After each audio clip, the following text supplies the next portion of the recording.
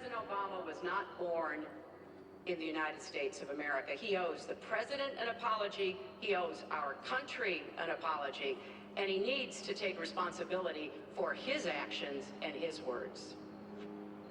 Well, you owe the president an apology because, as you know very well, your campaign, Sidney Blumenthal, is another real winner that you have, and he's the one that got this started along with your campaign manager, and they were on television just 2 weeks ago. She was saying exactly that, so you really owe him an apology. You're the one that sent the pictures around your campaign, sent the pictures around with President Obama in a certain garb. That was long before I was ever involved, so you actually owe an apology. Number 2, Michelle Obama. I've gotten to see the commercials that they did on you, and I've gotten to see some of the most vicious commercials I've ever seen of Michelle Obama talking about you, Hillary.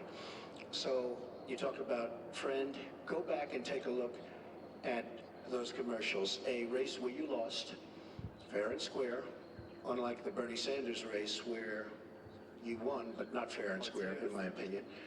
And all you have to do is take a look at WikiLeaks and just see what they said about Bernie Sanders and see what Deborah Wasserman Schultz had in mind, because Bernie Sanders, between superdelegates and Deborah Wasserman Schultz, he never had a chance. And I was so surprised to see him sign on with the devil. But when you talk about apology, I think the one that you should really be apologizing for, and the thing that you should be apologizing for, are the 33,000 emails that you deleted and that you acid washed. And then the 2 boxes of emails and other things last week that were taken from an office and are now missing. And I'll tell you what, I didn't think I'd say this, but I'm going to say it. And I hate to say it. But if I win, I am going to instruct my Attorney General to get a special prosecutor to look into your situation, because there has never been so many lies, so much deception. There has never been anything like it. And we're going to have a special prosecutor. When I speak, I go out and speak. The people of this country are furious. In my opinion, the people that have been long-term workers at the FBI are furious. There has never been anything like this, where emails and you get a subpoena, and after getting the subpoena, you delete 33,000 emails. And then you acid wash them, or bleach them, as you would say, a very expensive process.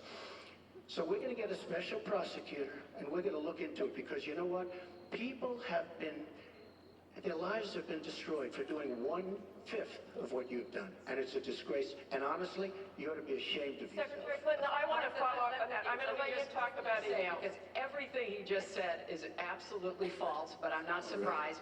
In the first debate, And the audience needs to calm down here. I told people that it would be impossible to be fact-checking Donald all the time. I'd never get to talk about anything I want to do and how we're going to really make lives better for people.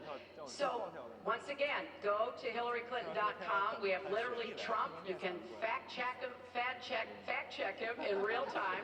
Last time at the first debate, we had millions of people fact-checking, so I expect we'll have millions more fact-checking because, you know, it's just awfully good that someone with the temperament of Donald Trump is not in charge of the law in our country.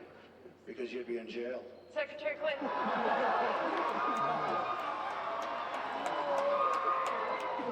We want to remind the audience to please not talk out loud. Please do not applaud. You're just wasting time.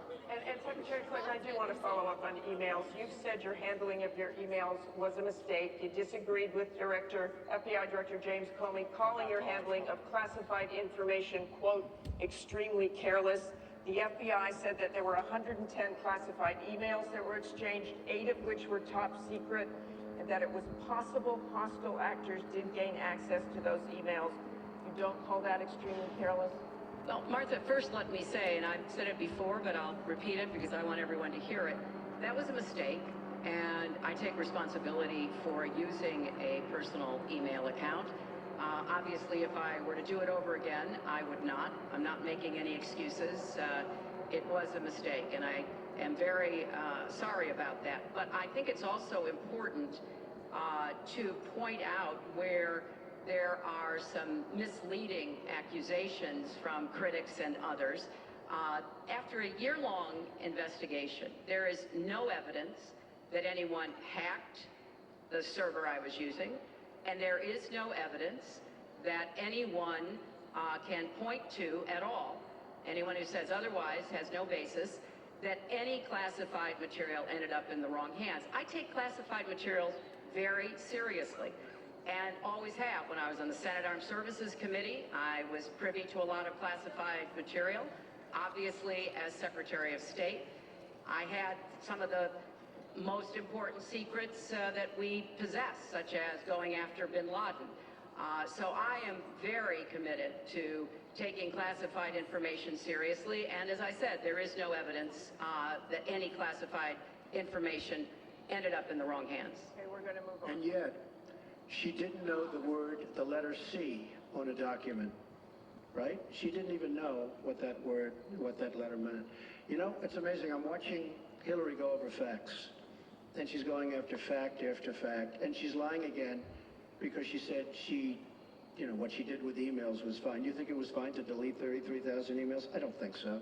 She said that 33,000 emails had to do with her daughter's wedding, number one, and a yoga class. Well, maybe we'll give 3 or 4 or 5 or something. 33,000 emails deleted. And now she's saying there wasn't anything wrong.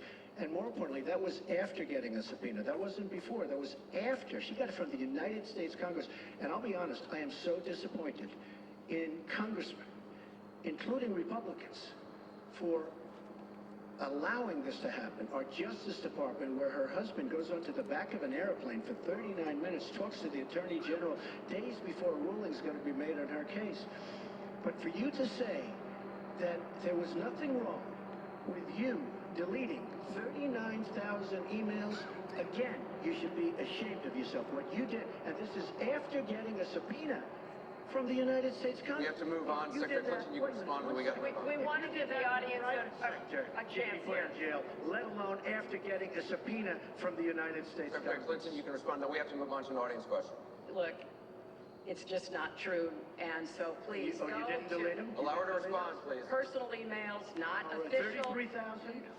Well, we turned over 35,000, so Oh, yeah. it was. What about the other 15,000? Please allow her to respond. She didn't talk while you talked. Yes, that's true, I didn't. And you I have did nothing in to the say. first debate, and I'm going to try not to in this debate, because I'd like to get to the questions that the people have brought here tonight to talk to us about. And get off this question.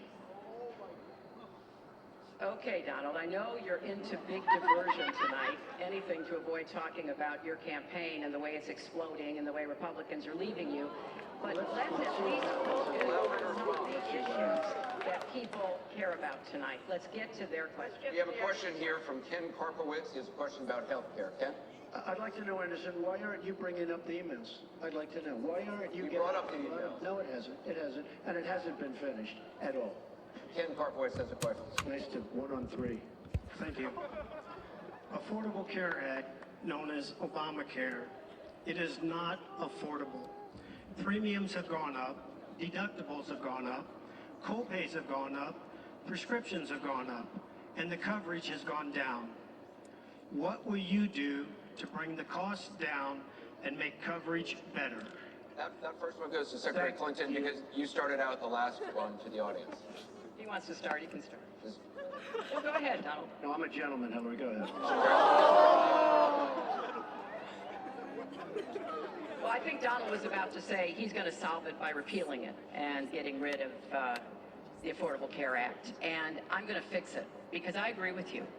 Premiums have gotten too high, co-pays, deductibles, prescription drug costs, and I've laid out a series of actions that we can take to try to get those costs down. But here's what I don't want people to forget when we're talking about reining in the costs, which has to be the highest priority of the next president. When the Affordable Care Act passed, it wasn't just that 20 million people got insurance who didn't have it before, but that in and of itself was a good thing. I meet these people all the time, and they tell me what a difference having that insurance meant to them and their families. But everybody else, the 170 million of us who get health insurance through our employers, got big benefits. Number one, insurance companies can't deny you coverage because of a pre-existing condition. Number two, no lifetime limits. which is a big deal if you have serious health problems. Number 3, women can't be charged more than men for our health insurance, which is the way it used to be before the Affordable Care Act. Number 4, if you're under 26 and your parents have a policy, you can be on that policy until the age of 26, something that didn't happen before. So I want very much to save what works and is good about the Affordable Care Act. But we've got to get costs down. We've got to provide some additional help to small businesses so that they can afford to provide health insurance. But if we repeal it, as Donald has proposed, and start over again, all of those benefits I just mentioned are lost to everybody, not just people who get their health insurance on the exchange. And then we would have to start all over again. Right now, we are 90% health insurance coverage. That's the highest we've ever been in our country. So I want us to get to 100%, but get costs down and keep quality up. Mr. Trump, you have 2 minutes. It is such a great question, and it's maybe the question I get almost more than anything else outside of defense. Obamacare is a disaster. You know it, we all know it. It's going up at numbers that nobody's ever seen worldwide. Nobody's ever seen numbers like this for healthcare. It's only getting worse. In 17, it implodes by itself. Their method of fixing it is to go back and ask Congress for more money, more and more money. We have right now almost $20 trillion in debt. Obamacare will never work. It's very bad health insurance. Far too expensive. And not only expensive for the person that has it, unbelievably expensive for our country. It's going to be one of the biggest line items very shortly. We have to repeal it and replace it with something absolutely much less expensive and something that works, where your plan can actually be tailored. We have to get rid of the lines around the state, artificial lines, where we stop insurance companies from